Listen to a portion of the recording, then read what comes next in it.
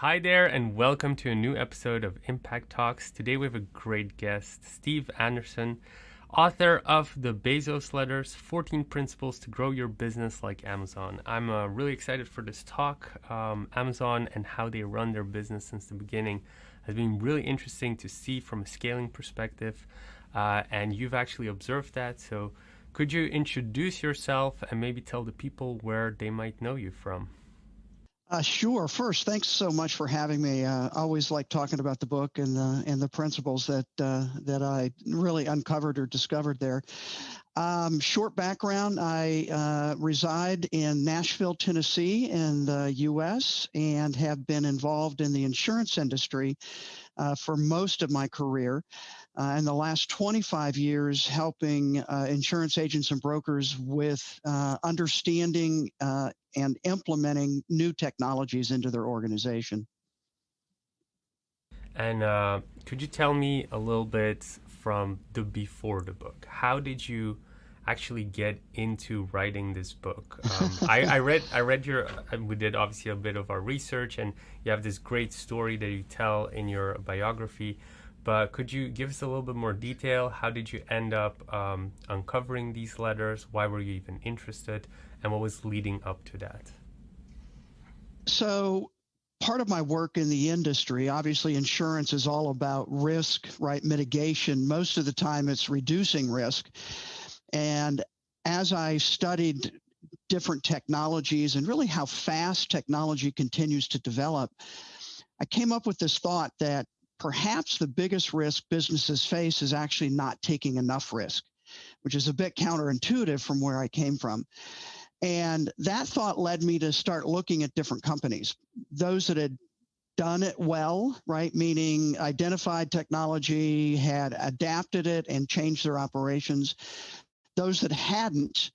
And as I was looking at those, Amazon came up as an example of a company that literally today even continues to be able to embrace new technologies, create really whole new business segments with that. And I became intrigued why. What is it about Amazon? And that's when I came across the shareholder letters. So Amazon went public in 1997. And one of the things that's required here, I'm sure many places, is an annual filing. Part of that annual filing was a letter to shareholders. And he wrote the first one in 1997, has written one every year since, the last one being 2019, which came out in April of this year, 2020. And I read a couple letters, was really intrigued with the letters were very different than most. Most shareholder letters are, here's what we did great, here's how things went, here's the sales, here's those kinds of metrics, I guess. What Bezos did was some of that, but he also talked about how Amazon does what it does. And that's what I thought was really intriguing. In fact, I realized after I read through all the letters available that he really laid out in those letters his plan for growing Amazon, and what I call hidden in plain sight, right? They're public. Anybody could find the letters, read them, and do what I did. I actually am still surprised nobody had done it before. But that's really where it started in terms of, wow, there's a lot of really good business advice and information in these letters. And then I started doing a deep dive there, and the end result was the book that came out. And the 14 principles are what I have identified in those letters, and they're very specifically growth principles, which is how I've named them. So when I was checking the book out, of course, even to this day, it's still getting ranked in some of the top business books. It is public, these letters. Can you maybe explain a little bit more why you think it caught so much fire? Why people were so kind of into your book? Well, I think a couple things. One is, obviously having Amazon and Bezos on the cover gets people's attention, right? And Amazon's known for growing. Bezos is known for, now being at least the second richest man in the world, with Elon Musk overtaking here a little bit, but certainly at the top. And I think people are curious. Okay, how did he do it? What was special about what Bezos did? And I think that's what has captured people's, I guess, attention or interest. And I really do think the way we laid out the principles, it helps people be able to see, okay, Amazon's huge. I'm not going to be another Amazon, but are there principles I can use in my business? And we group those principles into what I call 4 cycles: test, build, accelerate, and scale. And that really touches on all the different growth places that a business can go through, and certain principles apply in those particular areas. Just before we dive deeper into that, because I'm obviously very interested, but how did you get the approval to get Jeff Bezos on the cover? Well, first, we didn't, and that was somewhat. Well, I think 2 things actually. One is, I thought it would be very difficult to, either interview him or try and get any input from him. And so I really decided not to try and go through that effort. I think the second is, as I looked through it, I really wanted the perspective of an outsider. So there are several other books from executives, people that have worked at Amazon, that are actually very good, give great inside information. But for me, it was like, okay, here's public information. Are there some things there that I can extract that would help anybody, regardless of whether they've been at Amazon or not? And I think the third thing is, that is not Jeff Bezos on the cover of the book. It's actually a stock photo that we obviously purchased the rights to use. But it's intriguing in terms of people look at that and go, oh, wow, is that him? And, the whole purpose of a cover of a book is to get people to pick it up and open it, right? And I think that was quite successfully done with that cover. Yeah. Well, what I like about how the book was executed is it pretty much comes down to what every entrepreneur might say, which is all the information is out there. You just need to look for it. Right. And you've pretty much taken the time to really well dissect one of the largest companies in the world right now, I think. Or I think Apple is the largest, but then Amazon is they're in the top 5, so they all kind of trade off every once in a while, just depending, right? I'd love, many people haven't read the book yet, of course, and obviously we can't cover the full book in a couple of the time that we have together, but I'd love to cover the essentials that might be relevant to our audience, which is either startups, impact investors, and maybe even a bit of corporates. Mm-hmm. Could you maybe cover, you said obviously the 4 cycles, but could you cover some of the cycles, the principles, and maybe with some examples that seem to go over really well? Well, and I'm often asked, okay, 14 principles, that's a lot. What's the best one, or what's the top one? And my response to that is, that's like asking me which of my grandchildren do I love the most, right? So we picked 14 for a reason. And I think a couple things, and one, speaking directly to startups and entrepreneurs starting something new. And I mentioned this before. It's not likely you'll become another Amazon, but also don't forget that Bezos started just like you. I mean, literally on his hands and knees, putting books in packages and driving them to the post office. Part of the question is, okay, he started that in 1994, 95. What was his, either path, mindset in order to grow Amazon to what it is today, 26, 27 years later? And so I think that's always something I try and help people understand. Yeah, it's huge now, but it wasn't. And there's a lot to learn there. So and again, we'll kind of take 4 cycles. And what I'll do is kind of talk about some of the principles that seem to maybe resonate initially with more people. So the first cycle is test. And that's very specifically, something new, startup, right? You've got some kind of idea, some reason you're starting this new business.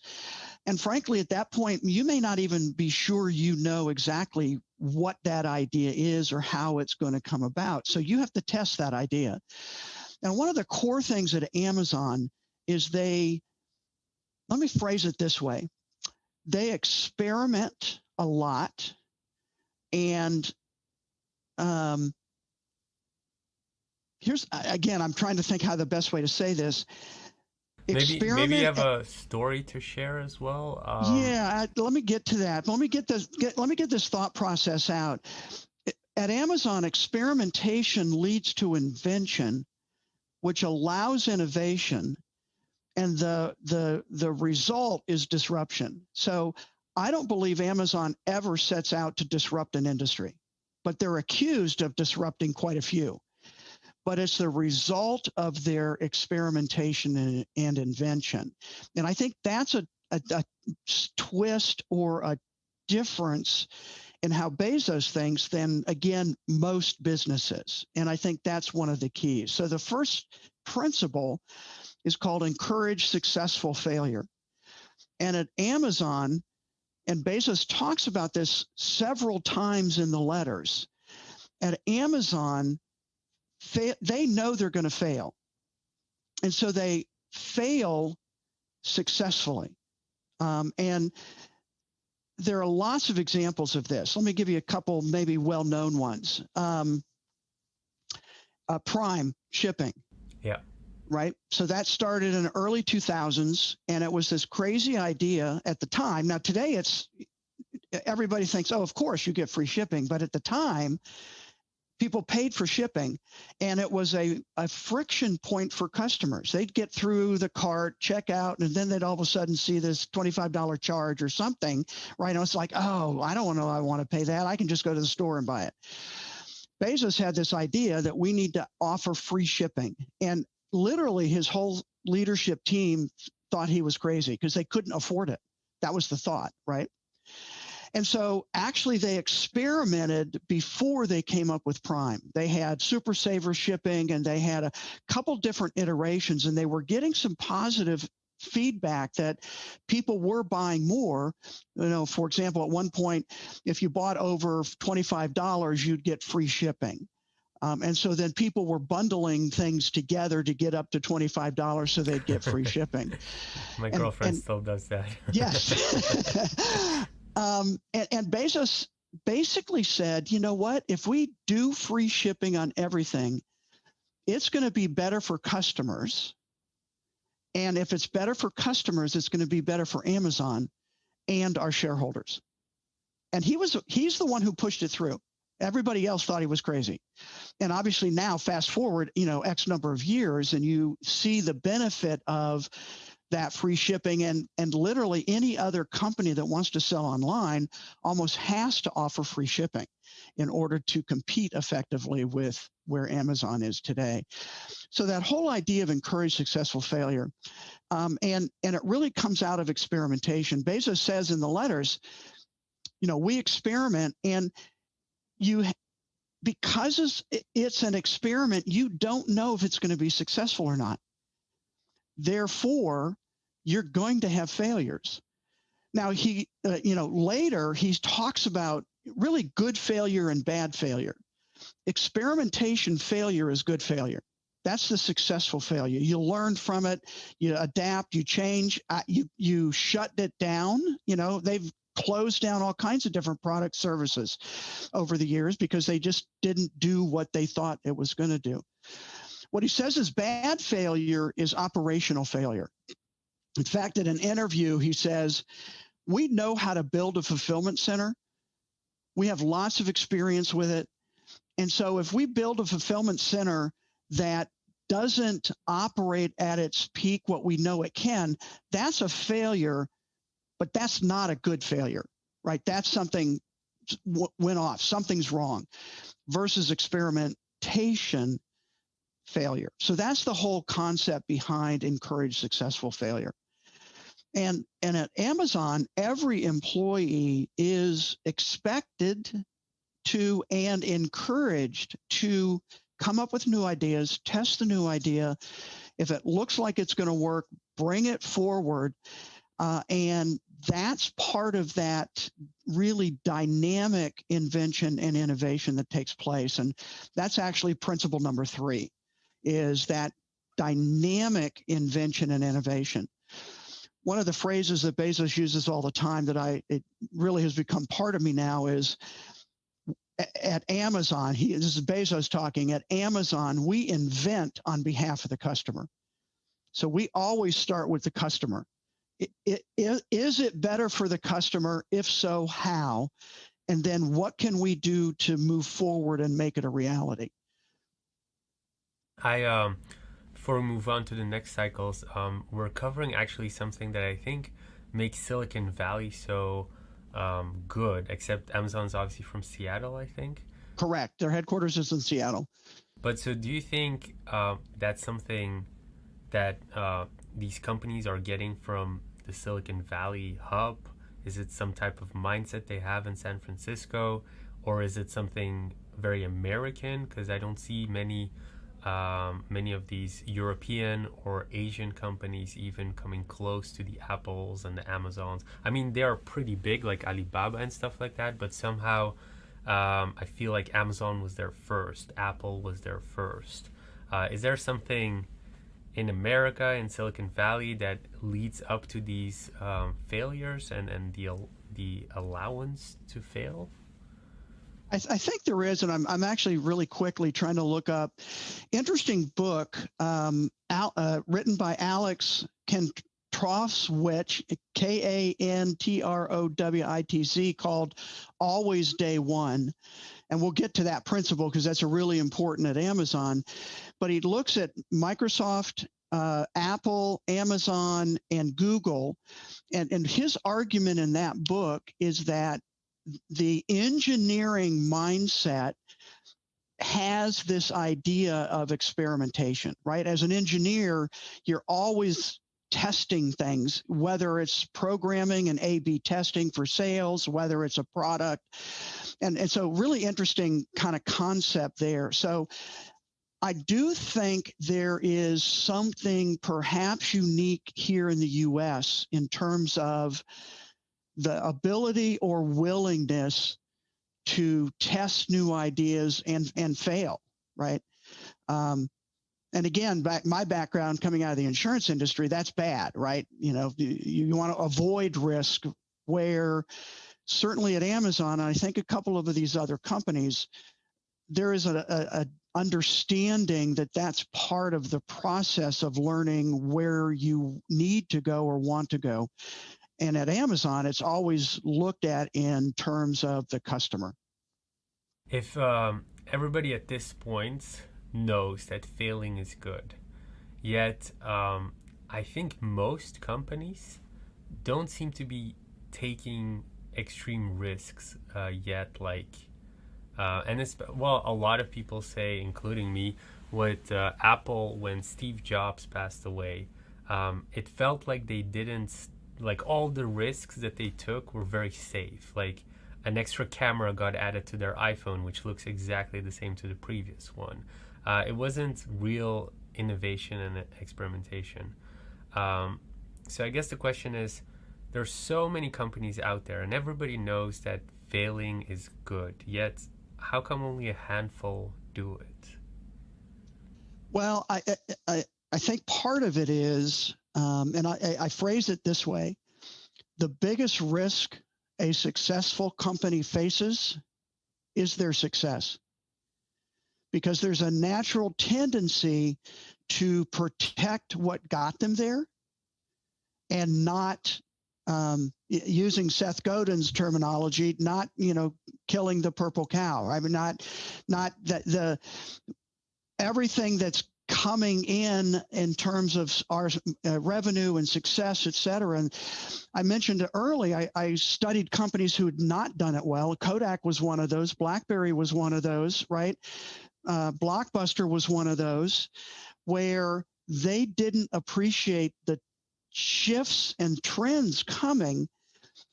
And at Kodak, they invented the digital camera, but they were making so much money on film, they had a very difficult time shifting to how can there be a world without film? Where's our revenue going to come from?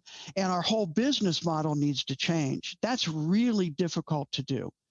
And you don't have to be a company as big as all of those. I mean, BlackBerry, right? When the iPhone was announced, co-CEOs there both said, who wants to type on a glass keyboard?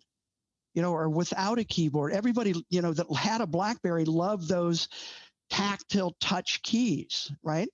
They couldn't imagine that would work. And also they couldn't imagine that you could put a browser on a phone.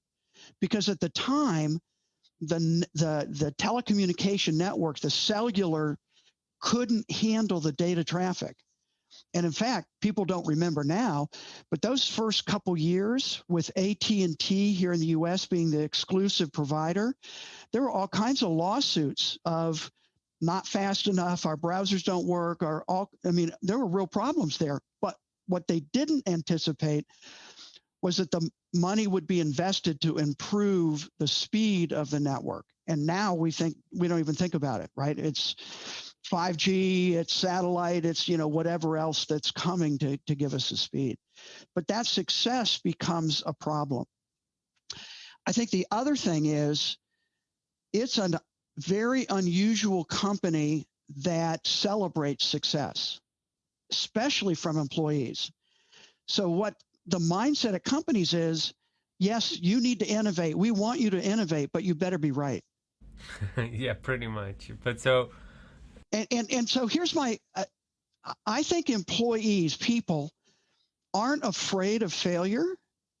They're afraid of the consequences of failure. And that mindset is very different at Amazon. And in fact, that is really encouraged to experiment appropriately, I guess is the best way to say it. If we take that over to the small business segment, it almost sounds to me like you need to have a cash flow that Amazon has just to keep up with all those experimentations. You've dealt with all types of businesses. How would a startup go about doing? So, for instance, let's say their first 2 years, they start finding success, cash flow is coming in. Do you advise them to keep innovating or to just focus down on this thing that's making money? Well, I certainly the cash flow helps, and I think they need to continue to look at, okay, what is next? Not because if they start protecting that product service platform and try and get as much revenue out of that without having a broader view of what else they might do, they certainly could miss opportunities. And I think it's interesting to keep in mind that Amazon didn't make profits for probably I have to go back to the numbers now, but let's say the first 10 to 12 years, they were reporting losses that whole time. Why? Because they were plowing everything back into early days, everything back into logistics, fulfillment centers, right? To be able to get the products that people bought to them as fast as possible. In fact, those early days, Bezos identified 3 customer pillars at Amazon. They're still there today. Wide selection, low prices, and fast delivery. And if you look at what Amazon even does today, all of that is still focused on those 3 customer pillars. In fact, just this week, it was announced that Amazon bought 11 jets to add to their delivery fleet, their transportation network. Well, that's all an investment into fast delivery that goes back to customer satisfaction, that leads to more customers, that leads to the ability to negotiate with manufacturers and leads to lower prices. it's, again, one of the principles we could talk about is Amazon's flywheel. What are the things that Amazon works on developing and pushing to continue that growth? So I want to dive deeper into like what they do exactly, but a question that keeps coming up, and I think more in the news is as well, Amazon being this big, huge, almost monopoly. The European Union started investigating them, Mm-hmm. and they're putting mom and pop shops out of business and all of this stuff, and that's true. But then my question always pops up. The question that always pops up to me when you went to a mom and pop shop, there was no negotiation. Prices were incredibly high. Sometimes it was out of stock. And here comes Amazon and innovates everywhere to the point where literally within 24 hours you can get whatever you need at a really good price. But at the same time, new mom and pop shops popped up online on Amazon. Correct. So I guess the question that I have is, why do people seem to think that Amazon is so evil, yet they want all those pillars that you just mentioned of like fast delivery, low prices? They want to be able to go digital and sell goods that they have in their garage, which Amazon enables. Things like Craigslist, Amazon enable those things. So, but yet the perception is going really bad for Amazon, and there's this assumption that it's becoming a monopoly. What's your take on that? So yeah, I think there is that interesting, really dichotomy of, stop shopping on Amazon if you believe that, you need to protect the mom and pops. But I mean, technically, you need an Amazon, such a big institution, just to kind of automate that. Like a mom and pop shop is never going to buy 11 jets. Right. So you need something like an Amazon to actually make that system work, make it profitable, and the bigger Amazon will get, the better for the consumer it'll be. Correct. And certainly from again, I'm not an attorney. I have done some reading around the antitrust issue. And historically, at least in the U.S., I can't speak for the EU, but historically in the U.S., antitrust has been, the core of antitrust has been, it's bad for the customer. The customer is suffering. And that's where my question is with Amazon.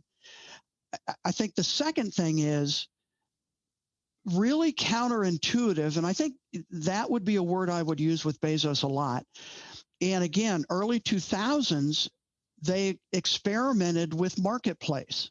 So what you're talking about is, small businesses opening up and accessing and using the Amazon fulfillment network, right? And in 2018 letter, Bezos said 58% of their sales came through third-party sellers. So third-party sellers were selling more on Amazon's platform than Amazon was. And so I think those two things, one, how is the consumer harmed? Now, again, there could be some arguments that less selection, but Amazon opened up its most valuable real estate, its website, to a third party to sell side by side. Now, again, Marketplace was the third iteration of that. Amazon experimented with two other kind of concepts or ideas, but they didn't work, primarily because Amazon kept it on two different places on the website. So the consumer, to get to those third-party sellers, had to actually log into another part of the website. Oh, okay. Right? So I wouldn't do that. You probably wouldn't do that. What they realized is no. And again, what Bezos said is if a third-party seller has a better price or has an inventory that we don't have, then it's better for the consumer to get what they want.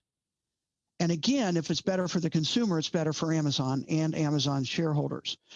Now, what's brilliant about it is Amazon charges, right now it's about 15%, to those third-party sellers to access their fulfillment network.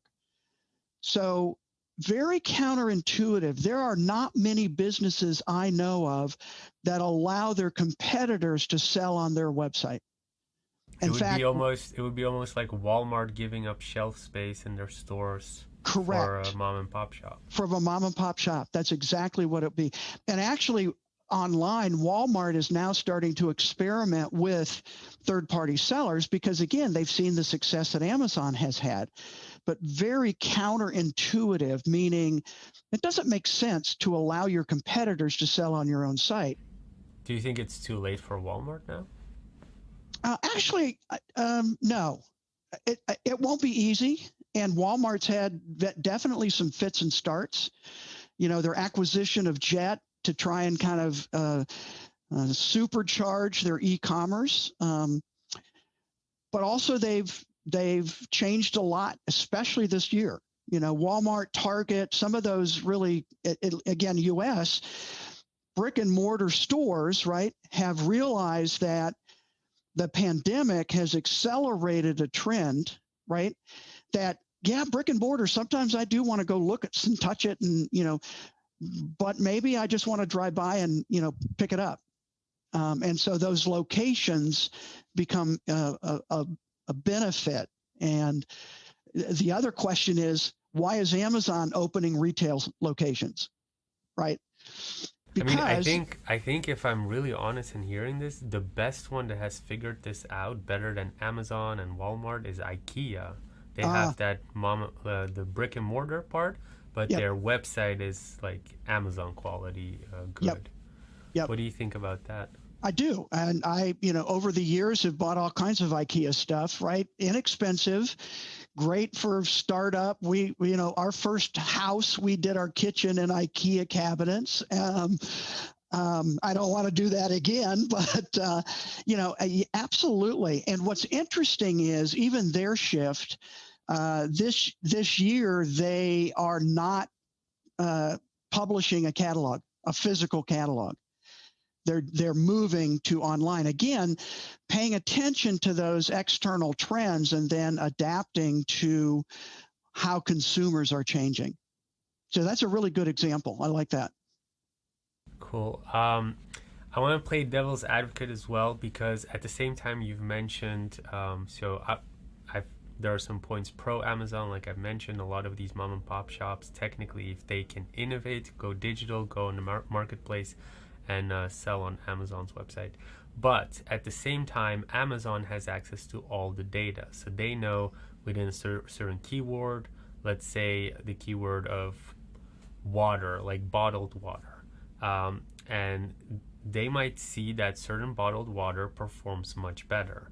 And then a month later, they can create Amazon, like bottled water from like Hawaii or something like that, something really exotic, and underprice the competitors, and then pretty much, and put their ranking on number one because they're Amazon, of course.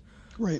And then completely also puts the third-party people out of business. Correct. Isn't that a trend they've been doing lately? Well, so that certainly is, I think, one of the questions that has come up, certainly, I think, in the EU and here in the U.S.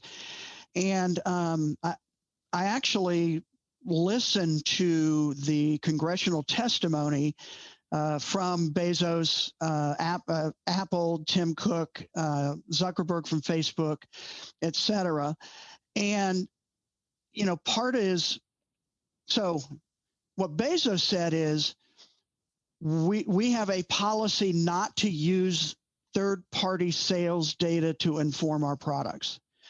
Now, obviously, there are a certain number of people who would be skeptical of that.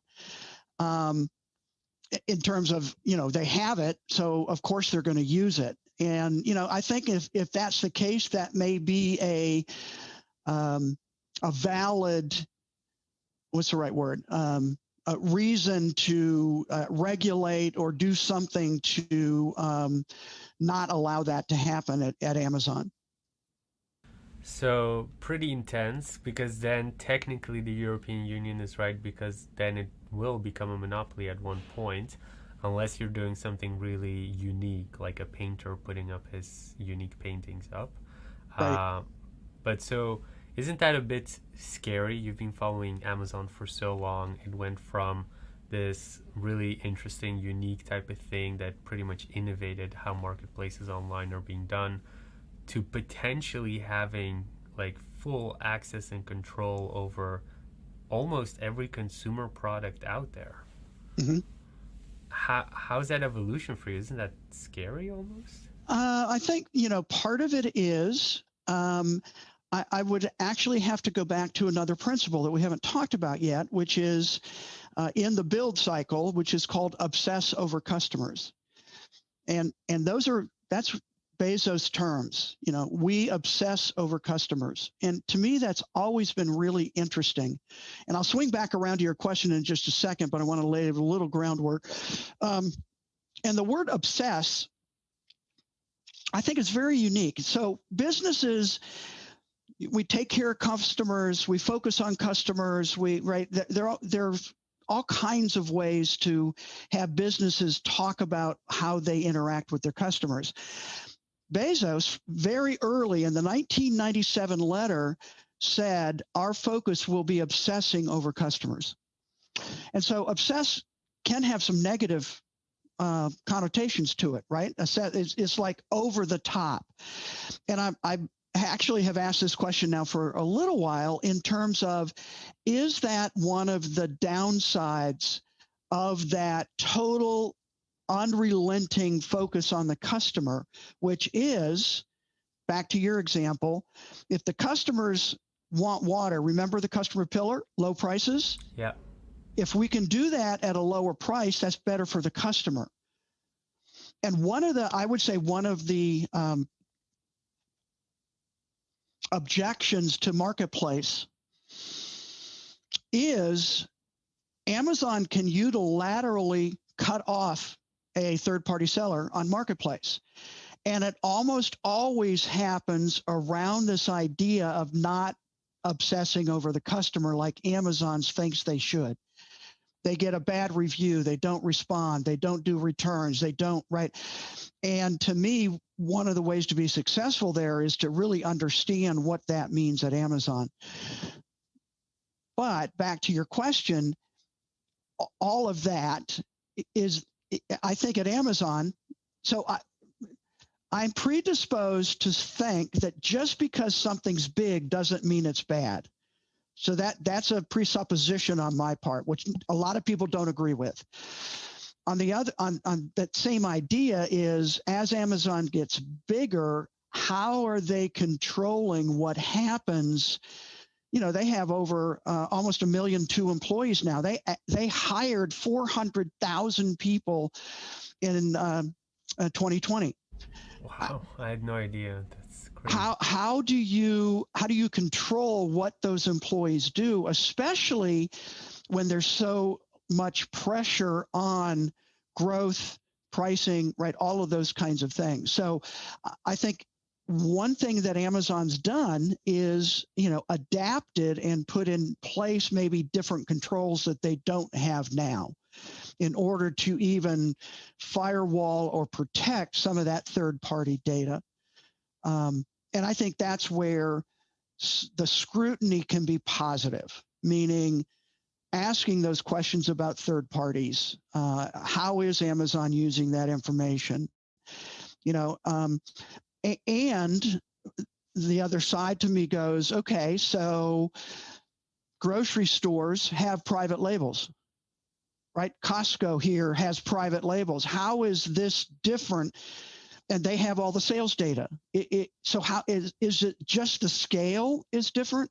I mean, everything we're discussing at this point, technically we're only discussing what will happen to the marketplace people, where it's all beneficial to the consumer because the prices will go down, products will probably be better quality. Selection goes up, prices go down, right?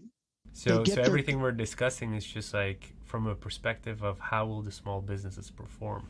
Another thing that might pop up that I've always been fascinated about, and you've read all those shareholder letters, as the marketplace popped up, mom and pop shops usually are not very digitally aware. So what you get is, well, if I look into my circles and people that have been successful in the Amazon Marketplace, they're usually these very techie, uh, obsessive type personalities that like to scale products.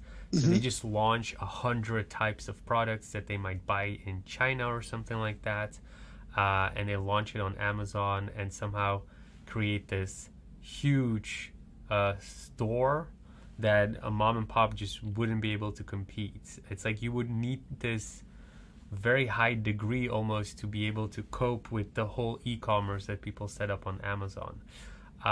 So does that mean that from that perspective, that's pretty much the future of marketplace? These types of people that are obsessively good at scaling products, and does that then mean that these mom and pop shops are just doomed to fail? It might.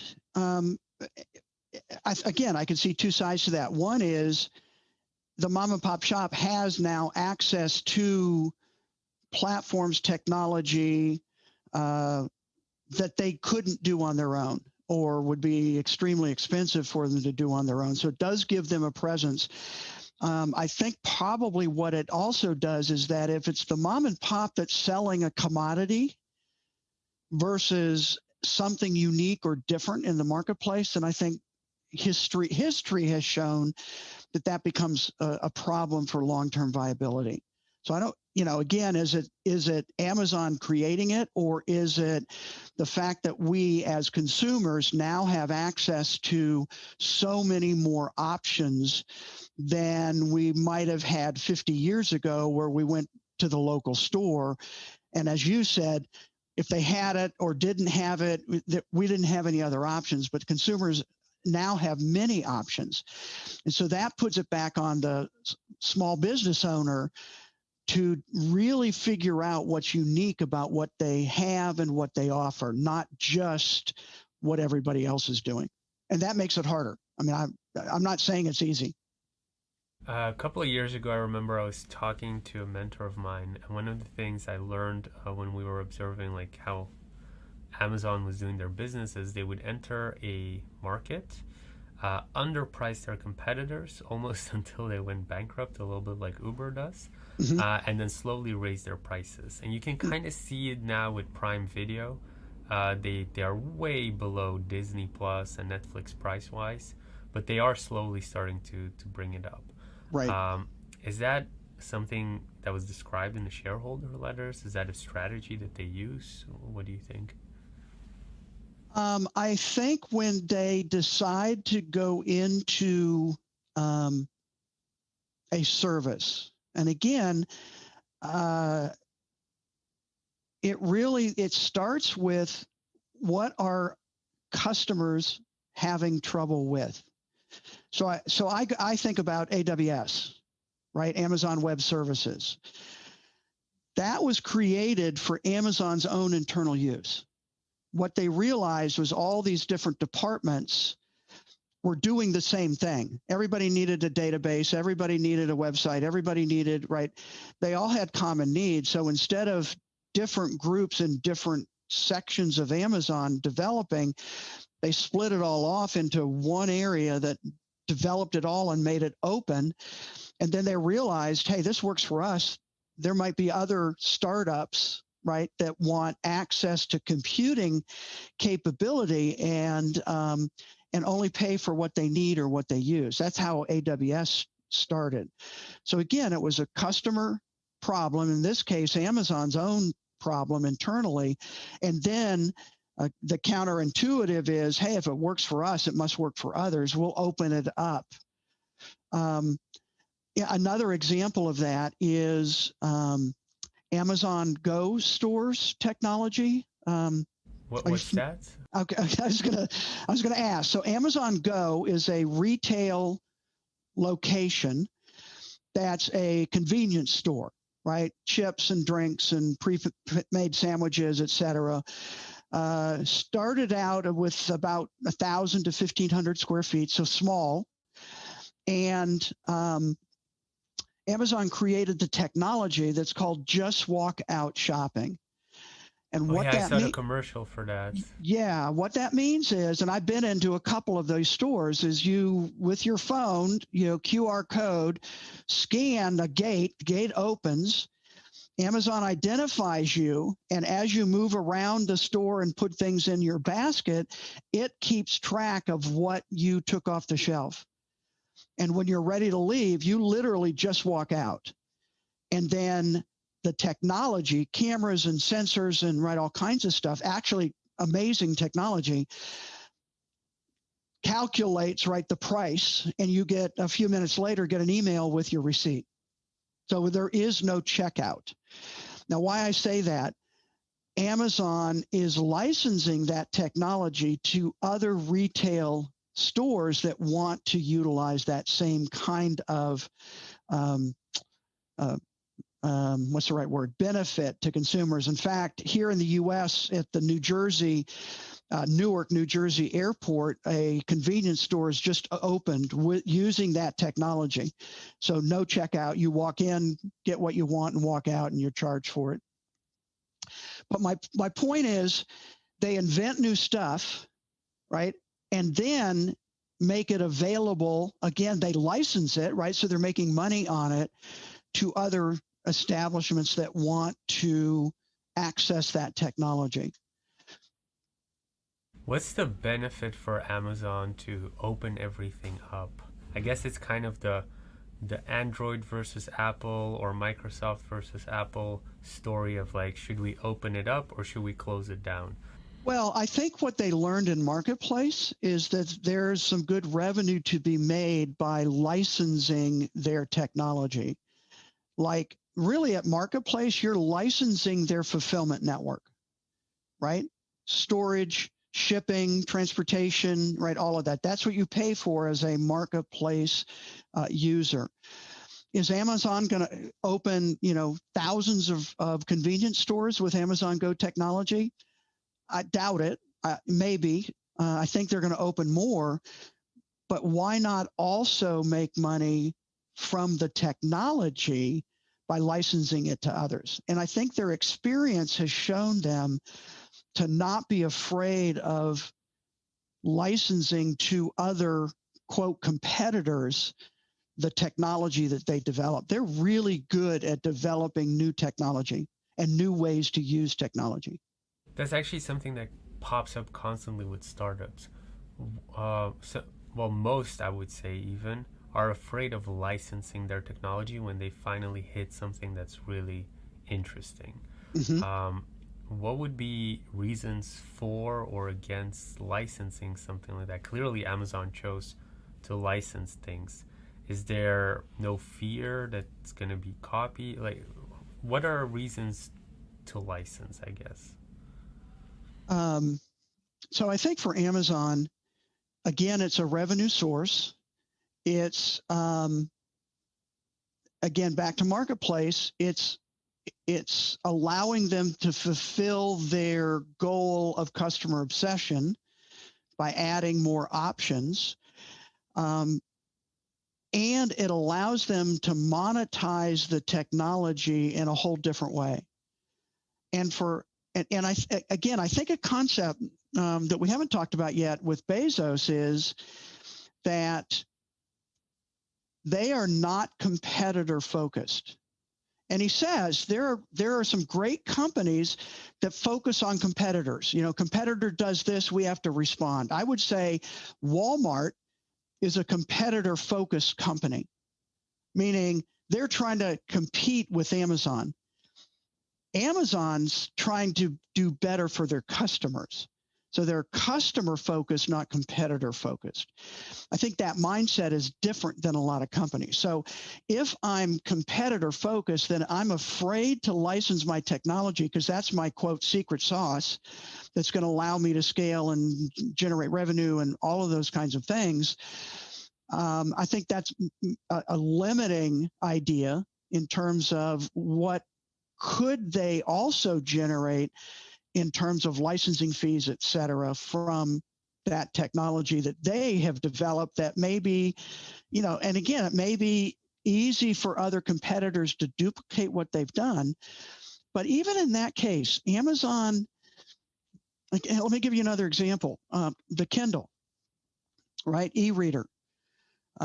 Worked on for about 2 years beforehand, announced in 2007.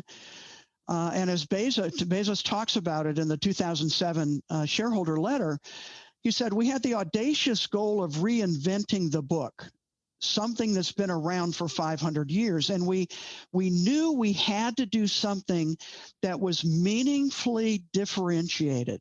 And again, that's a really interesting phrase in the Kindle, right? And so talks a lot about what they did and how they designed it and its impact. But that Kindle completely changed, but it was focused on the invention, not on competing with publishers and bookstores. And they had done that from the very beginning, right? It was just kind of a natural extension of selling books online when nobody knew that you could do that. And they created all of that, and they continued to do that. And, Marketplace, AWS, the Go technology, the Just Walk Out technology, these are all examples of technology they created that's really hard to duplicate, that they can make another revenue source. And certainly AWS, right, is the biggest profit center at Amazon. So that can pay for a lot of experiments. That's true. I want to go back a little bit because we've covered many different topics, which I love, and the stories you shared are very relevant. I want to structure the thoughts a little bit, maybe go a little bit closer to the structure of your book, the 4 cycles and everything. Could you maybe share for somebody, maybe someone like me? I have a company. A lot of listeners probably already have a company, some employees. They want to innovate more. What would be the first steps they need to do to start innovating and disrupting their own business model?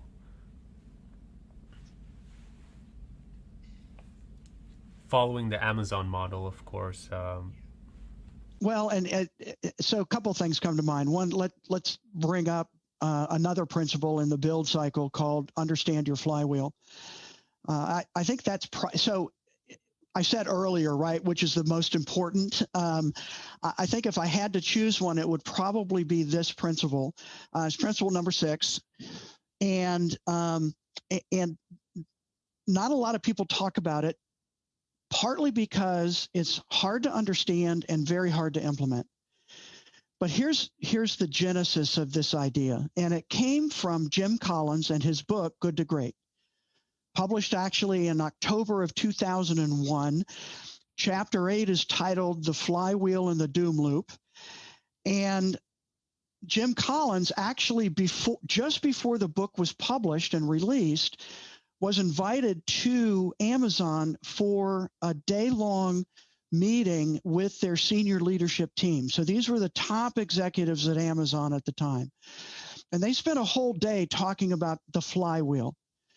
And actually, coming out of that meeting, that senior leadership team had sketched out Amazon's flywheel. And actually, there's a sketch of it on Amazon's website. At the center of that flywheel is growth. And the idea of a flywheel, right, is this big, huge, typically metal, something that's heavy, and it's hard to get going. But once you get a flywheel going, it actually starts moving on its own. Now, you still need to push it. You still need to add energy to it to keep it moving. But at Amazon, they realized that their flywheel, we've talked a little bit about pieces of this, that the center was growth. But in order for Amazon to grow, they needed to have new customers come to their website.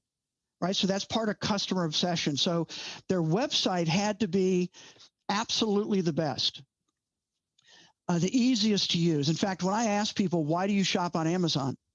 It's probably the first thing they say. It's easy, right? One-click shopping. I can find stuff. It's right. All of those kinds of reasons. Well, Amazon has spent billions of dollars over the years to make it that easy. So the more people that come to the website, the more sales they can make, which again, I mentioned this before, the more sales they make, the more leverage they have in negotiating with manufacturers to lower prices. Lower prices brings more people. And so that those inputs keep pushing on that growth flywheel. Now add to that marketplace, because again, that was around 2001, add to that marketplace, now you get more customers, you get more third-party sellers because they get access to Amazon's customers that come to that website. That increases the speed of the flywheel. And I think everything you look at, from acquiring Whole Foods to the technology to AWS, all of those items continue to push that flywheel for Amazon. So as an existing business, first identify, okay, what is your core? Is it growth? Maybe it's, not Amazon's low prices. Maybe you're a luxury brand, and selling high-end stuff. So low prices don't have to be part of the mixture there. But if it's high-end, how do you identify to bring those customers in, and how do you make that experience as best as possible? Kind of interesting, Tesla may be an example of that in terms of what they're doing with cars and right the mystique kind of surrounding the company there. But understand your flywheel, and the hard part is executing well on each of those pieces.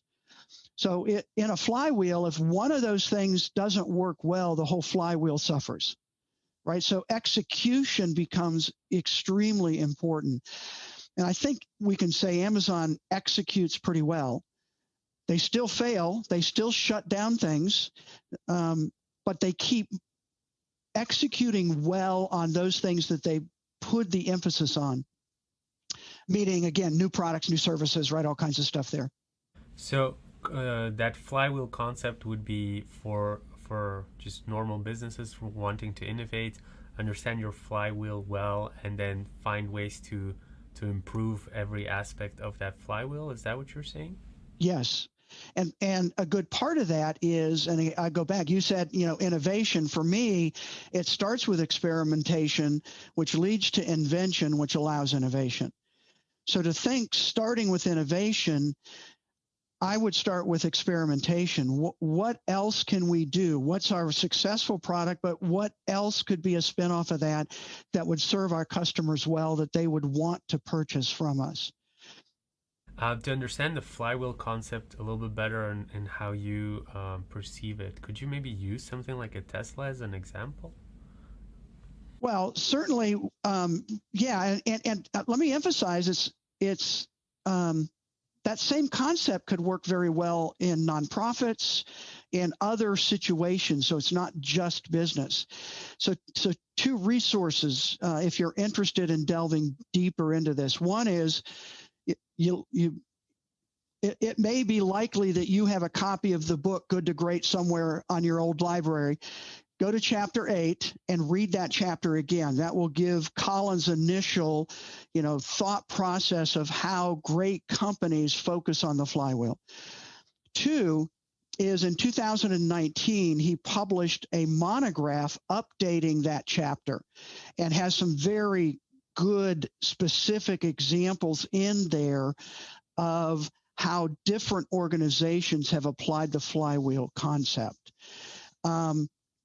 And one that intrigued me is a elementary school in an area economically disadvantaged where the test scores weren't great. So what's the flywheel? Well, the core was better test scores for their students. What the principal realized is that in order to improve test scores, she needed to improve the teachers and the quality of the teachers coming into the school. So she focused on that piece. Over a couple-year period, test scores improved because focusing on the inputs leads to the benefit of the core piece. So again, Collins does such a great job of that. But at Tesla, what is Tesla's goal? The electrification of all cars, I guess. We could say a couple things, I think. One is we could say growth, right? They want to sell more cars. but I suspect there's more of a principle there also, not just growth, which is, like you said, so, electric, let's get rid of as many of the carbon fuel stuff as we can. Let's go electric. And so it's kind of passion or mission driven as well as business driven. So what so are the core of the flywheel, but then isn't every business their core growth? Why wouldn't it be growth? It could be there can be businesses that don't want to grow big, right? They want to serve a segment well, and so yes, but it's not a requirement, I guess is how I would say it. Could you give an example of where it's not growth? I think there are a lot of business owners who get to a level where they're comfortable and they don't want to grow. I'll give you my own example. Early in my career, I worked for my father-in-law, small insurance agency in the Washington, D.C. area. He made a good living, making more money than he ever thought he would. He did not want to grow. Okay? He was comfortable. I came in to work with him. I wanted to grow, and that was a conflict for us because he didn't. He was within his skill area, and so taking care of his clients was key for him. Not he wanted to sell more, but it wasn't that primary focus of what he did. It was, I've got these great clients, I'm going to take care of them first. So what was the core then for him? Taking care of his clients, or probably client focus? I would say focus. Okay, yep. Clear. And so everything he did revolved around taking care, and he had clients that were with him for 25 and 30 years, right, in terms of longevity, staying there, all of those kinds of things. Clear. So that might be an example where growth, yeah, and I think intuitively, if you're an entrepreneur, certainly initially, growth is going to be a key, right? Because that's what you're trying to build. But I've met lots of entrepreneurs who either, and it's not bad, but either plateau or get to a comfort level that they just don't want to grow more, because it means they have to up their skill, right? They have to add more employees. They have to, right, do all these other things that actually take them away from kind of that beginning entrepreneurial passion, I guess I would say, and they become more of a manager, or they need to become more of a manager when that may not be what they want. There's actually something interesting that's been popping up a lot lately for me, question-wise. I get a lot of questions from people asking me what it takes to be a great founder, entrepreneur of a scaling business. And I always wonder if education has a role in it. I know that obviously Amazon, I think Jeff Bezos is quite educated. He used to work before that until his 40s, I think, before he started Amazon. So how important is all these MBAs and like some type of educations in order to maintain something at that scale, or start scaling something really big, or even doing these experiments within Amazon? I think there are a couple of possible answers there. I know a number of my friends who don't have a college education that are probably among the most successful entrepreneurs. So I'm not sure there's a correlation between college, MBA, master's, that kind of education and being successful in running a business. On the other hand, I think with the going through those types of programs provides you perhaps, and what I hope is that provides more of a learning how to learn versus learning facts and figures. meaning in my case,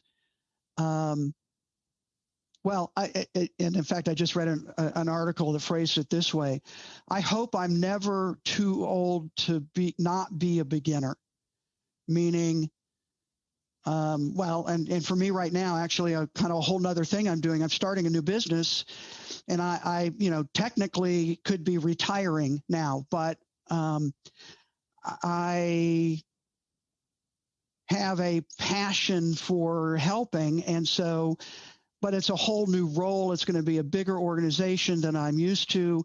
So I'm having to kind of scale myself, right? And part of what I'm learning is I am working on finding who can help me, not how can I do it. So that whole who not how is a really concept that's resonating with me right now. So kind of to your question, I think education can help, but I don't think necessarily it's a requirement.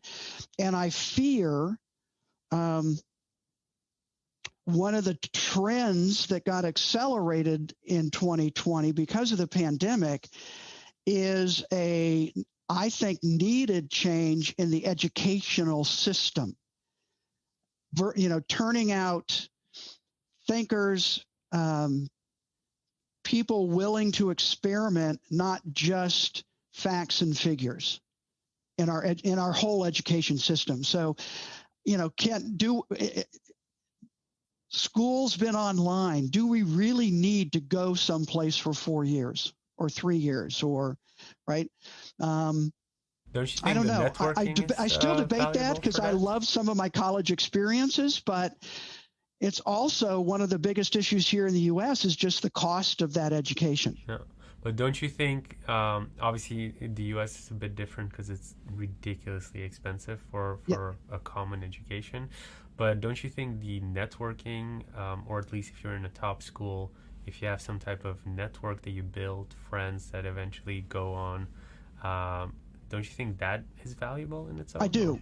I absolutely do. And I do think there are any number of professions where the technical is required, and you need that in-person experience. So, again, my example, my son-in-law is a medical physicist, and so physics undergrad and a master's in medical physics. So most people don't know what that is, but they're the person at the hospital. He works at one of the largest hospitals here in Nashville. They're the person at the hospital that is in charge of all radiation, right? So cancer treatment, employee safety, machine calibration, you need technical expertise, right, to do that. A doctor, perhaps a lawyer. So that's why I'm saying I agree with you. I think there's some benefits there. Certainly here in the U.S., is the cost worth it? I mean, I do question that, right? And then then the question is, should it be, the government pay for the education and right, all of those questions that are above my pay grade right now. When you were studying, was it that bad? No. How was it? Like, how much did you pay for an education back then? Oh, golly. That was quite a few years ago now. I think, and this probably at the time was at the upper end, I think I paid $5,000 a year, including room and board. Including room and board. Oh, wow. And now it's like 150,000 or what? I have a friend whose son is just graduating from a top tier university. I think it was 60,000 a year. Which one was that? I think a friend of mine went to Duke actually, and he paid something like 52,000 for a year. Yeah, my oldest daughter graduated from Duke's nursing school, and I don't remember how much it cost her, but yeah, it's expensive. But so she had to get a student loan then, and then for the next 20 years she's paying that off? Well, fortunately, yes. And fortunately, she's quite good, conservative financially. And so she was able to pay that off pretty quickly. She got some grants and, some other things there to help her with that. And we helped her some. But yes. That's pretty crazy. But sorry, let's move on to the actual topic of discussion. I wanted your opinion. You've read so many letters of, the shareholder letters. You've researched so much. What do you think of Alibaba in comparison to Amazon? I think it's really interesting. I think it's another great example of what can happen in scale. It will be interesting to continue to watch, and I'm trying to think how I want to say this, the political environment, what impact that could have on those types of businesses. And I'm thinking right now of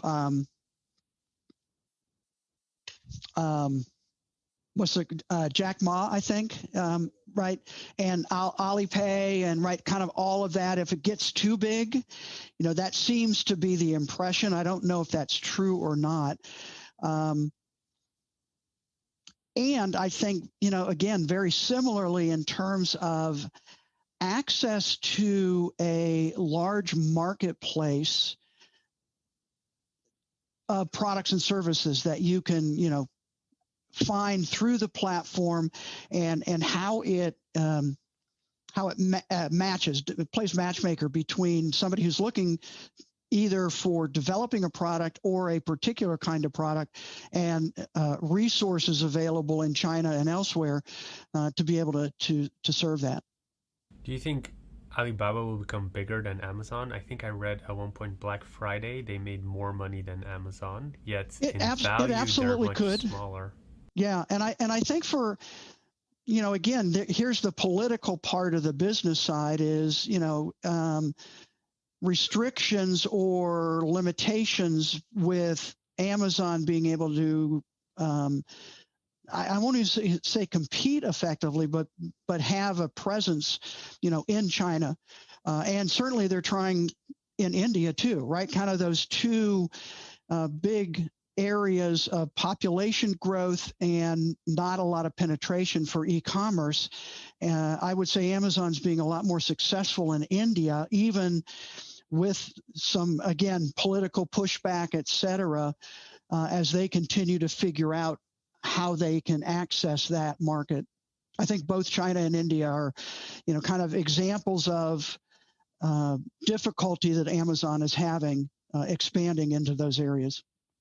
Do you think, because I've seen, did you see what happened with Alibaba a couple of months ago? Jack Ma said something on stage, and then the stock value just went down like, I don't know, it was like 20-30%, and Jack Ma hasn't shown his face since then. Did you see that? I did. Yes. That's sort of again, I don't follow all that really closely, but that to me is an indication of, other forces impacting the business and how they can operate within that political system. Do you think that China will eventually be an asset to Alibaba, making it bigger than Amazon, protecting Alibaba from Amazon, it entering the Chinese market? Or do you think all these things, like what happened now, are going to be eventually the thing that kind of puts an obstacle on the growth of Alibaba? I don't know. I could see an argument. I could see an argument for limiting growth. And I think two things. A little background. I've been to China twice. First time, I can't even remember what year it was, quite a while ago. And so pretty early on in kind of that opening up of China, certainly to outside influence. And the last time was, I think, in 2013. It was interesting in terms of just kind of talking to individuals there, tour guide and a few other people, in terms of their view of the government. I feel like they were optimistic about being able to do more, kind of entrepreneurial. They were asking all kinds of questions about how do you do this or that. And I'm feeling like that's being clamped down more now. And And I think, business wise, that could be a problem, at least in the short term. We'll see. And again, honestly, we'll see here in the U.S. with a change in administration, that whole China-U.S. trade war, is that going to go away? How is that going to affect what happens? So, I don't know. Could be interesting to watch. Yeah. I guess the question that pops up for me is, you've dedicated so much towards the writing of the book, obviously. I don't think we've covered how it all started. I remember you were telling me on the call before this one that obviously it became the small thing that you were sharing within your industry, and then it became this book. If you would kind of look back at everything you read, everything you learned, what are some of the characteristics, the mindsets that really stood out that made Amazon, or maybe Jeff Bezos, so successful? Why was he different? Well, I think there's a lot. Again, I talk about some of his background in terms of growing up. And his grandfather specifically had a huge impact on him. He spent from when he was, I think, 4 or 5 till 16 every summer at his grandfather's ranch in Texas. And I think he learned a lot there from his grandfather in terms of resilience and experimenting and testing and self-reliance and all kinds of those things. And he certainly brought that into Amazon. And I think one of the, and I want to go to make sure we cover this principle, because I think it's key to trying to answer your question. What's different? And it's my principle 14. It's in the scale cycle. It's called Believe It's Always Day One.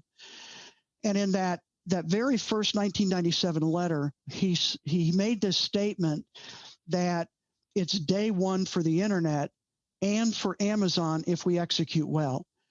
And this day one idea is this idea that every time I think Bezos walks into Amazon, his office, whatever that looks like for him, he's thinking like a startup. And that may be some of the problems he has right now in terms of perception and those kinds of things, because he's always thinking, hey, we're in startup mode, and they're a $1.5 trillion valued company, which is kind of different to think. But he talks about this day one in the 2016 letter, and I want to quote just a little bit of it. He's asked at an all-employee meeting, Jeff, what does day two look like? Right? So, if everything's day one, what does day two look like? And he says, and again, I'm quoting here, day two is stasis, followed by irrelevance, followed by excruciating, painful decline, followed by death. And that is why it is always day one. So for him, day two is what happens when companies go to die. And it could take, he goes on to talk about, it could take, 20 years for that to happen. But when you lose that initial startup excitement mindset, then you start inevitably down the road to irrelevance. But he also goes on and he says, I'm interested in how you fend off day two. So as a huge company at Amazon, how do we stay day one and fend off day two? And here's what he says. There are 4 things. And again, I'm quoting. Here's a starter pack of essentials for day one defense. Customer obsession, number 1. A skeptical view of proxies, number 2. Now, for Bezos, proxies are processes and procedures that are followed blindly. Meaning, have you ever talked to somebody and said, oh, that's not our procedure, we can't do that? Well, you need those. He says, absolutely, you need those. But if you follow those blindly, that can be a problem. So skeptical view of proxies. 2, an eager adoption of external trends. And we've had a lot of those, right, over the last year or so. But, and then number 4 is high velocity decision making. And I think that encapsulates what it is that Bezos thinks that he's brought into Amazon that allows them to continue to invent and innovate. Yeah. Could you share how you applied those principles into your life, or maybe like some type of example that you've used to illustrate for us how you did it? So I mentioned I'm starting this new company, and I have 7 investors in it, pretty good amount of money that they're investing into it. Can you say what the company is about already, or? Yeah, it's we're getting ready to announce here probably in a month or so, but it's focused on helping the insurance agents and brokers here in the U.S. with technology, basically taking what I've done and scaling it to a broader audience. It's probably the simplest way to say it. And one of this idea of high velocity decision making is also a principle in the accelerate cycle. And Amazon, so this is the example of how I've applied what I've learned at Amazon. Amazon has a tool that they use. The background is, again, briefly, 2004, Bezos sent an email to the senior leadership team called the S team, and he said, I will no longer allow PowerPoint or Keynote or any slide-oriented presentations at any meeting. So fast forward to today, it's called by various things, 6-page narrative, working backward documents, but every decision at Amazon starts with a written maximum 6-page document that explains what the new product or service or platform is, how it's going to benefit customers, and what are the questions and problems we see that we need to address to make this a reality. That document starts with a future press release. So they actually write a press release for the product that's going to be announced in a year or 2 years. So anything that you see new announced by Amazon started multi-years before in a written document. And I use that same idea template to pitch to these investors of the idea of this company, et cetera. And I literally handed it out at the beginning of the meeting, waited 15 minutes for them to read it, and then opened up discussion. And it's a really interesting tool. I think it's one of the keys at Amazon of how they continue to grow, invent, innovate, and ultimately disrupt industries. Is that template of that document available somewhere, or?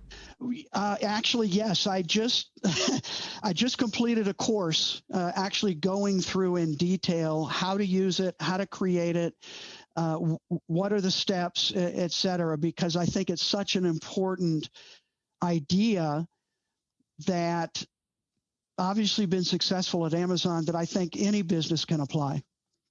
So where can you find this course? At the book website, thebezosletters.com. Okay. How long is that course? It's got 4 modules in it. It's video and some written workbook material to help you through it. The course itself is probably 90 minutes, maybe 2 hours. The process of actually creating and working the document is probably a couple of weeks, certainly for the first one. Do you think that model of piece of paper, that template that you're using, is that a substitute to a business plan, or is our business plan still relevant? No, I think a business plan is still relevant. So I think how those would work together is you have your overall business plan, but when you are when you have an idea, your product development team, an employee has an idea that they want to pitch to management, right, whoever that might be, then this document is a way to gather the information and make sure everybody thinks through all the issues, problems, how it's going to help the customer, what do we have to solve that we haven't solved yet. And the advantage is you start with that. The document is changed, updated, and modified throughout the development phase. And then at the end, if it doesn't work, right? If the let's say the product is a failure, now you can go back and say, okay, what didn't we understand? What did we do wrong? What did we not see that we should have? So you actually have that whole life cycle documented so you can learn from it the next time you do something else. That's interesting. Did the shareholder letters, did they mention anything about hiring people and how to deal with that and what the philosophy is within Amazon? They did. And again, I'm going to try and find it here real quick. So in the original 1997 letter, he talks about one of the keys to their success, and see if I can pull it up here, is employees. You know, the key to their success is attracting and retaining employees. And again, one of the concepts, so one of the principles I have is one, focus on high standards, and two, maintain your culture. So those are in the scale area. And what Bezos said was that our employees need to think like owners. And if they're going to think like owners, they actually need to be owners. And so from the very start, Amazon weighted compensation not to money, but to stock. And so every employee gets stock options. And in fact, up until I think 2015, even fulfillment center warehouse workers were part of the stock option program. Really? Yes. But so how much percentage stock do they get? They have like 1 million workers. Well, now they do. The fulfillment center employees, that program, the stock option program, was changed when Amazon raised the minimum wage to $15 an hour. So in essence, they traded the stock, and they didn't get a lot. I think maybe a share over, after 3 years. I don't remember now. I'd have to look that up. But now the minimum wage for all employees at Amazon is $15 an hour minimum, and many go higher than that, certainly depend on local areas, et cetera. But the idea here is that he put a high emphasis on hiring and retaining high quality employees. And so then in 1998, this was really interesting. He talks very specifically about hiring. And he has it in a section that he's titled, Work Hard, Have Fun, Make History. Again, I'm going to quote one sentence. It would be impossible to produce results in an environment as dynamic as the internet without extraordinary people. And so he says, during our hiring meetings, we ask people to consider 3 questions before making a decision. 1, will you admire this person? 2, will this person raise the average level of effectiveness of the group they're entering? And he goes on to say, will they raise the bar? And number 3, along what dimension might this person be a superstar? And he gives an example of a employee at the time in 1998 that was a national spelling bee champion. And what he's saying here is that it's not all just about skill. It's about how well-rounded that person is. What other passions, what other things can they bring? And so as a result of that, Amazon actually created and has to this day a position called bar raisers. Bar raisers are individuals that are identified and have special training around hiring top quality people only. And they actually have veto power over a hire, even if the manager wants to hire that person. Again, Really? the Is that focus, like a focused position, or it's something additionally to somebody's position? it's addition to somebody's position. Like being a spelling bee champion isn't part of whatever they are doing at Amazon, but it adds a dimension. And I think my interpretation is what Bezos is saying is you need outside interests, right? That creativity brings you into work thinking differently. What if those bar raisers are not good people, to say it nicely, and just like don't like a person or have a bad vibe at the coffee station, and suddenly they're like vetoing the hire? No question. And it would, I don't know how that program has scaled over the last really 18 months, right? Hiring 400,000 people and incorporating them in is a huge task. And when you have to do it all virtually, I can't imagine the issues That's that might true. They arise. did everything virtually. That's How do you think they did that? Um, well, I would say a large percentage of those people are fulfillment center workers. So they're warehouse workers, right? So that may be a bit easier, and that could be a bit more in person.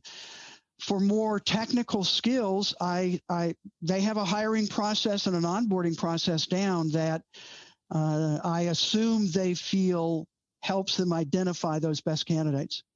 And I know actually people here in Nashville. So what a lot of people don't know is when Amazon did its, new headquarters HQ2, contest,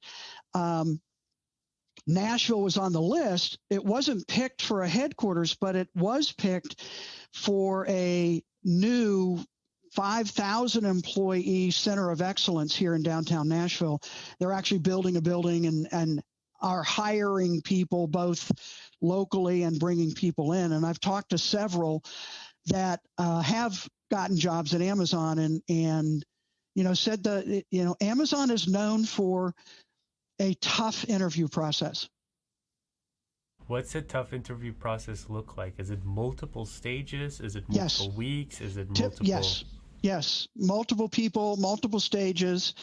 And in fact, I was when Amazon first announced that they're moving here into Nashville, I actually got invited to a recruiting meeting at the Ryman Auditorium here in big place down in downtown Nashville, where they bust in college students, and I don't know how many people they had there, and they had an open Q&A with David Clark, who is I can't remember his title, but Senior VP of Global something, very top. He's on the senior leadership team, and he was asked a question. I heard Amazon's a hard place to work, and his answer was, "It is."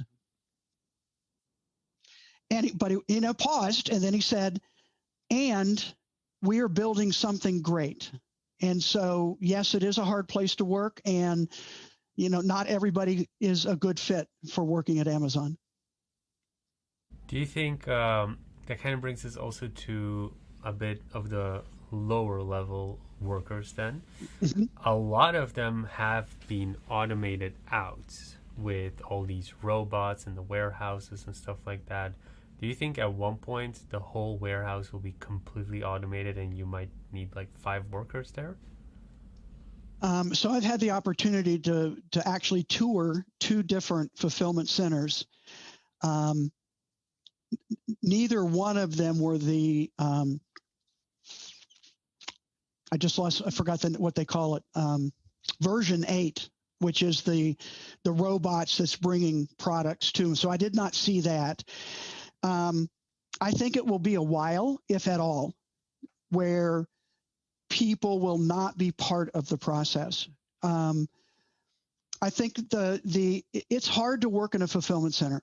I mean, again, part of what you hear is the difficulty that some employees have working in that environment, and it is hard. It's repetitive. It's right, all of those kinds of things.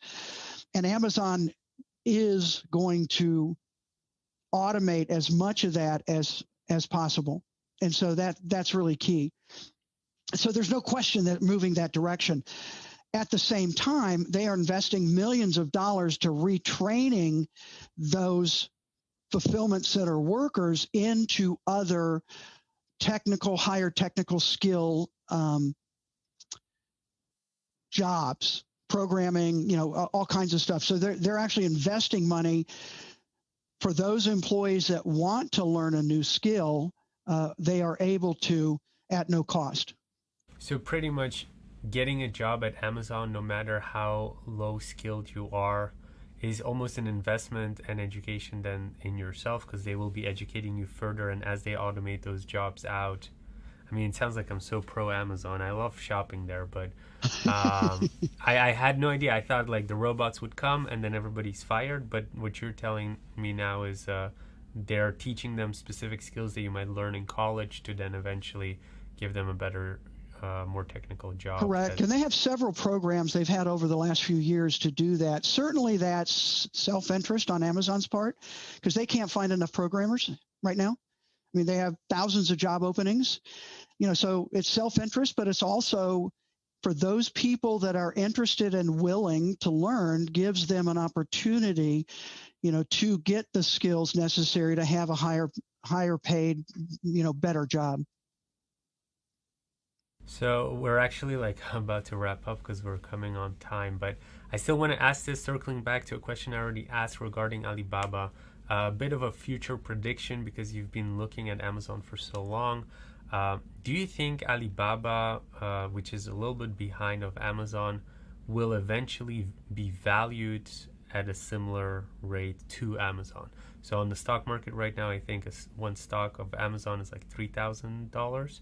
Yep. Alibaba is around $200, but I think size-wise they're coming close to Amazon. So do you think at one point Alibaba will actually hit that over a span of 5-10 years if you see how Amazon has grown? Well, certainly if they follow along the same, line, meaning if Alibaba continues to invent and innovate, and again, I think those two are tied closely together, absolutely they could.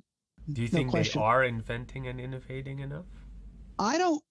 This is where I don't follow Alibaba a lot, so I question how much inventing they are doing of their own stuff versus a primary marketplace for bringing buyers and sellers and manufacturers together. And that just may be my ignorance of their full operation. Yeah, of course. But then, so from your philosophy on, as an investor, you'd always be looking at companies that invent and, what was it, invent and innovate, you said? Invent and innovate. Mm-hmm. So that's partially then, based on that logic, that's why Tesla became so valuable so fast, because they invent and innovate, or? Yes.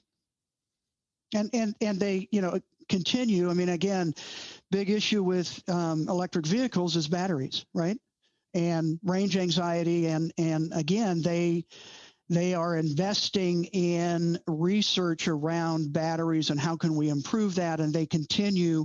So they've invented a battery that works for the car itself. They continue to innovate on that battery and also invest in some other companies that are doing similar work that could help them along those lines.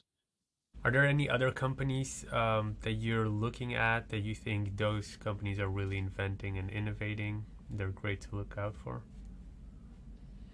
I haven't done a broad look at other companies along. So,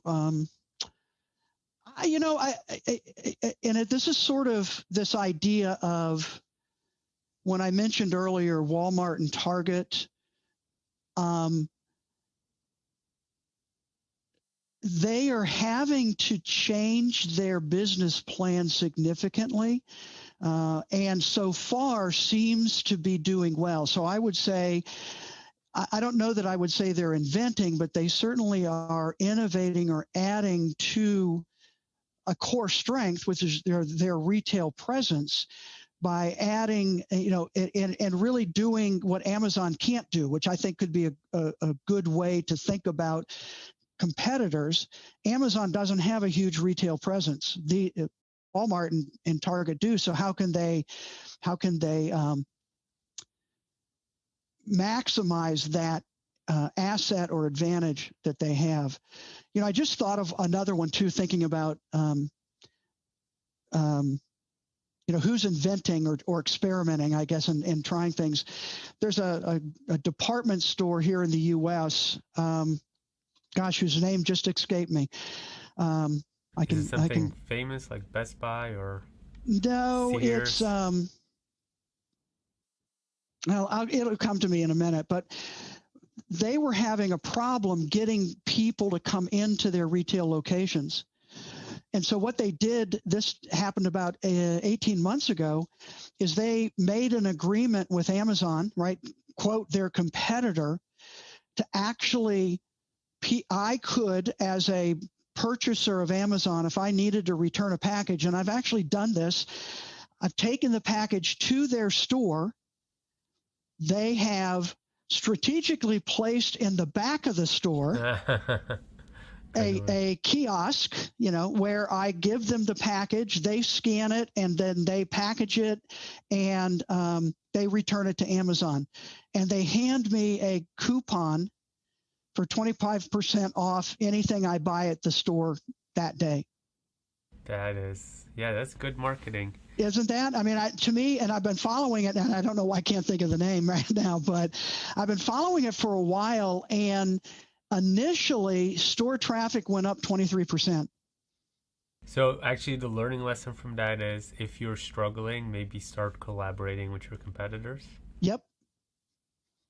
And offer them something they don't have, which is, in this case, a physical place where I can return something to. I think on that note, it's great to wrap up. I would love to roll out the red carpet for you. Can you please share something that you're working on, where people can find you, any new projects you have coming up? Sure. So the primary place to get information about the book, as well as some, if you buy the book, there's a workbook and some other material to kind of help you work through the principles for your own business there in the book. But the main place there is thebezosletters.com. Also, depending on where you are located, the book is being translated into 17 languages, and so there could be a version in your own country. And I won't go through all the whole list, but it could be a version in your own language available there. And then anything book related is available on thebezosletters.com. Any last thoughts to give to our viewers and listeners? I'm going to go back to believe it's always day one. So, in your own business, are you thinking like you were thinking when you were a startup? And you could be a 20-year-old business.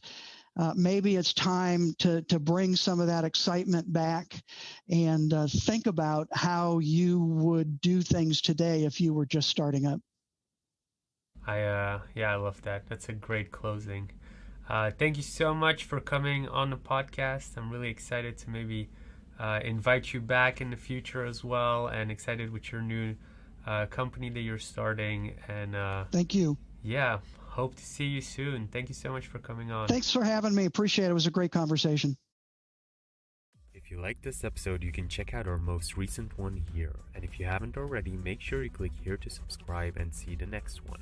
But if you're interested in more tips and tricks, then make sure to join our Facebook group, where you can find thousands of like-minded people and you get direct access and support to any business